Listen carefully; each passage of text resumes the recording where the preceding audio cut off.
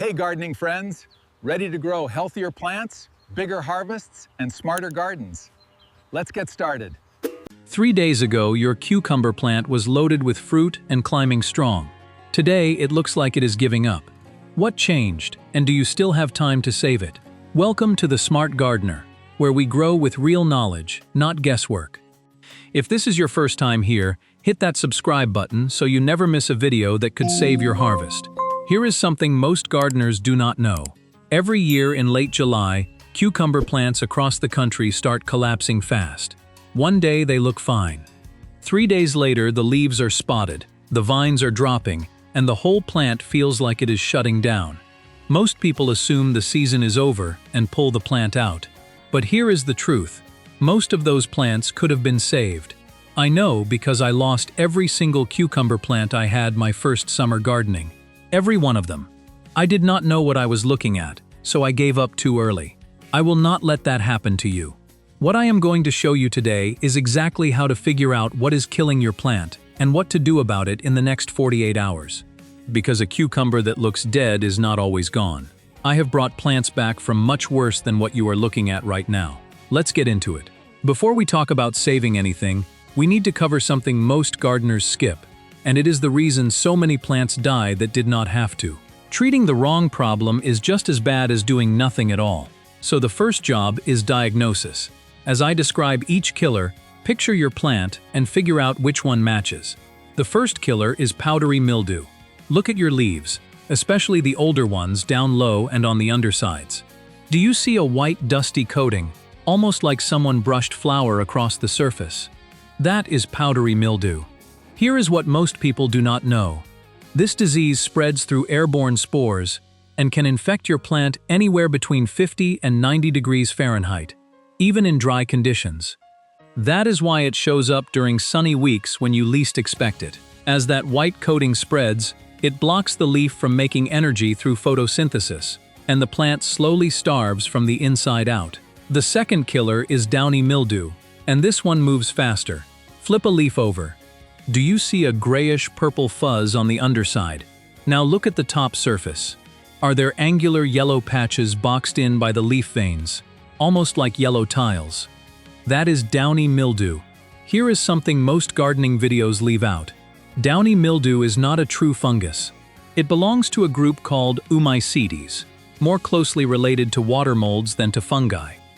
Recent research has identified 2 distinct strains, and the one attacking cucumbers is increasingly resistant to common fungicides.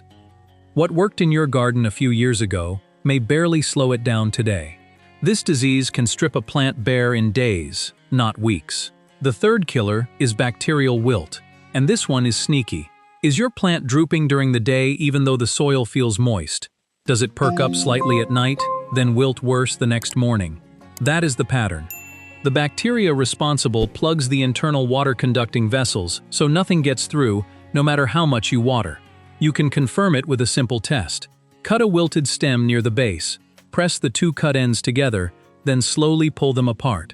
If you see a thin, sticky thread stretching between them like spider silk, that is bacterial wilt. This disease is carried by 2 insects, the striped cucumber beetle with yellow and black stripes down its body, and the spotted cucumber beetle with 12 black dots on a yellow-green body. Both species carry the bacteria through winter in their digestive tracts and inject it into your plants through feeding wounds. The fourth killer is not a disease at all. It is exhaustion. If your plant looks faded all over, with yellowing starting at the leaf edges and working inward, and production has nearly stopped, your plant is running on empty. Here is the nutritional science most people never hear. Cucumbers are one of the only vegetable crops that need more potassium than nitrogen. Potassium moves sugars through the plant, strengthens its defenses, and helps it handle heat. When it runs out, you see yellowing creeping in from the leaf margins. Low nitrogen shows as pale yellowing across the older leaves overall. Low phosphorus brings a purplish tint to the stems and leaves. Late July is when all of these pressures hit at once, and what looks like a plant that collapsed overnight is actually months of pressure finally breaking through all at once. Now that you know what you are dealing with, let us talk about how to fight back. And I want to be clear about something before we start. The rescue looks different depending on which killer you identified, so stay with me here. because the right treatment for the wrong problem will cost you the plant. If your plant has powdery mildew, here is exactly what to do. Start by removing every leaf that is heavily coated in white. Do not leave them on the ground, and do not put them in your compost pile. Bag them and put them straight in the trash, because those spores are still alive and will reinfect everything around them. Once the worst leaves are gone, open up the center of the plant. Thin out the crowded growth so air can actually move through. Powdery mildew thrives in still, humid air, and when you open up that canopy, you take away the environment it needs to spread. Then mix your spray. Into 1 gallon of water, add 1 tablespoon of baking soda, 1 teaspoon of liquid dish soap, and 1 tablespoon of vegetable oil. Spray every leaf surface, top and bottom, either early morning or in the evening. Never spray in direct midday sun or the oil will scorch the leaves. Now here is the step that takes this treatment to another level. Every 4 to 5 days, alternate that baking soda spray with a milk spray. Mix 1 part milk to 2 parts water and apply it the same way. The proteins in milk react with sunlight to create a natural antifungal effect on the leaf surface. Rotating between the two gives you stronger, more consistent protection than either one alone. If you are dealing with downy mildew, the approach is similar, but you need to move faster and hit harder. Remove the affected leaves aggressively, open up the airflow even more, and switch your spray to a copper-based fungicide. Baking soda has limited effectiveness against downy mildew because, as we covered earlier, it is not a true fungus. It belongs to the Oomycete family, and copper is one of the few treatments accepted in organic gardening that actually works against it. Apply it thoroughly to both sides of every remaining leaf and reapply after any rainfall. And from this point forward, water only at the base of the plant, always in the morning. Wet foliage overnight is exactly how this disease spreads from leaf to leaf.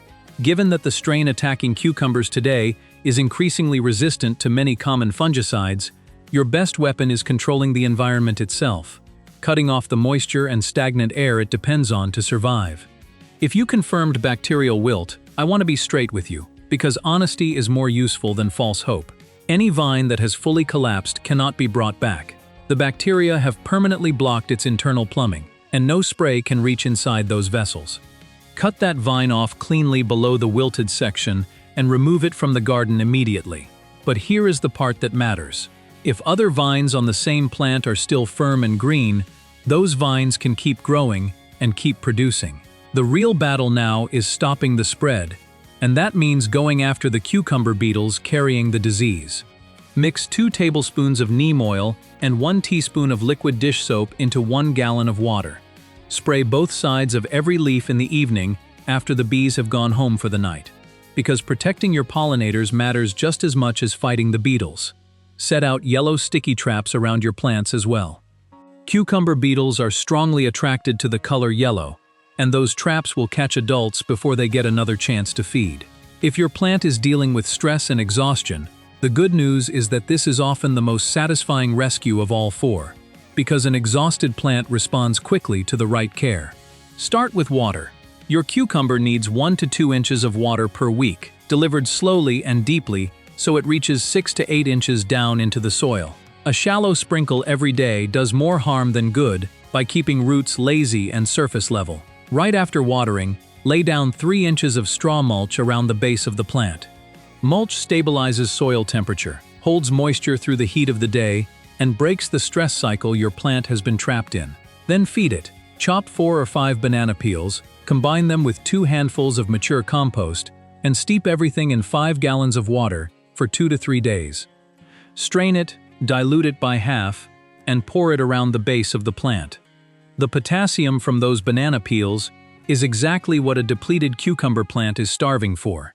And if your plant is in really rough shape, add a foliar feeding on top of that. Dilute fish emulsion to 1/4 of its normal strength and spray it directly on the leaves. When the roots are too weak to pull nutrients up from the soil, the leaves can absorb what the plant needs directly. It is a faster path to recovery when time matters most. Here is something important to understand before we move on. In late July, most struggling cucumber plants are not dealing with just one problem. They are dealing with 2 or 3 at the same time.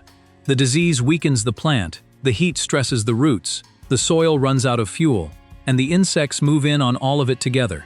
That is why I want to give you a universal rescue routine, 6 steps that apply no matter which killer you identified. Step 1. Remove everything that is dying, spotted, wilted, or coated in white or yellow.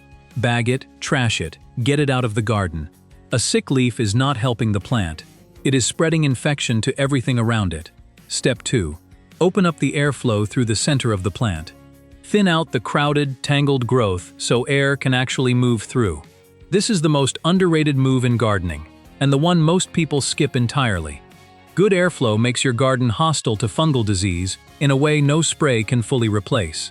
Step 3. Water deeply at the base, always in the morning, never overhead. Every time you wet the foliage and leave it damp overnight, you hand the disease exactly the conditions it needs to spread. Step 4. Lay down 3 inches of straw mulch around the base of every plant right now. Mulch holds moisture, keeps soil temperature stable through afternoon heat, and stops the stress cycle that has been draining your plant for weeks. Step 5. Feed the plant. An exhausted cucumber cannot fight disease or set new fruit no matter how many sprays you apply. The banana peel and compost tea we covered earlier gets potassium back into the soil fast. Add a diluted foliar spray on top of that when roots are too weak to pull nutrients up on their own. Step 6. Protect your pollinators and go after the pests. Spray neem oil only in the evening after bees have gone home. Set out yellow sticky traps to catch cucumber beetles before they get another chance to feed. Bees are the reason your plant sets fruit at all, and losing them while fighting beetles is a trade you cannot afford. Now here is something most gardening videos never get to, and it may be the most valuable thing I share with you today. While you are doing all of this work above the soil, there is an entire world working beneath it that determines whether your plant can truly recover. Scientists call it the rhizosphere microbiome, the living community of beneficial microorganisms surrounding your plant's root zone. Research from major American universities in 2024 confirmed what experienced gardeners have long understood. Healthy, disease-resistant cucumber plants consistently have root zones rich in beneficial bacteria that actively suppress pathogens and strengthen the plant's natural defenses. Here is the part that might surprise you. Every time you apply chemical fertilizer or reach for a broad-spectrum fungicide more than necessary, you are not just treating a problem. You are also killing the very microbial community that was protecting your plant in the first place.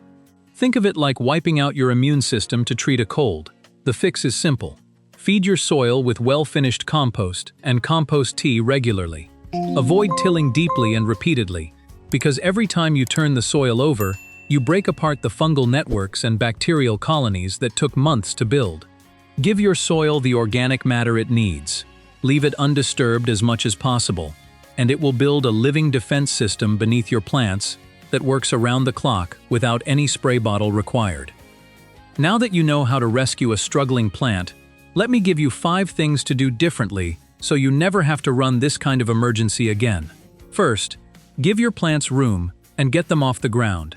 Space them at least 18 to 24 inches apart, and train them up a trellis so air moves freely on all sides. This one change prevents more disease than anything you can buy. Second, water at the base every morning and never overhead. Wet foliage sitting overnight is an open invitation for every fungal disease we covered today. Third, start a preventive spray schedule before problems appear. 1 application of baking soda or milk solution once a week, beginning a few weeks before peak season, keeps spores from ever gaining a foothold. Prevention is always easier than cure. Fourth, choose resistant varieties next season. Marketmore 76 resists both powdery mildew and bacterial wilt and is widely available. County Fair 83 is among the strongest for bacterial wilt resistance, backed by university research. One honest note though. No variety on the market today reliably resists the downy mildew strain attacking cucumbers, which is exactly why environmental controls matter more than ever. Fifth, clean up completely at season's end and rotate your planting spot each year. Fungal spores and bacteria overwinter in old debris and soil. Remove every scrap of vine and leaf and move your cucumbers somewhere that has not grown cucumbers, squash, or melons for at least 2 years. Here is what I want you to take away from all of this. A cucumber plant that looks like it is dying is not always a plant that is gone. It is usually a plant that is asking for help. The gardeners who lose their plants are not unlucky. They simply did not know what they were looking at. You do now. So do not pull that plant out. Go diagnose it, start the rescue today, and give it the chance it deserves. If this helped you, hit like, share it with someone whose garden is struggling, and subscribe to The Smart Gardener so the next video reaches you before the next problem does. Now go save your cucumbers.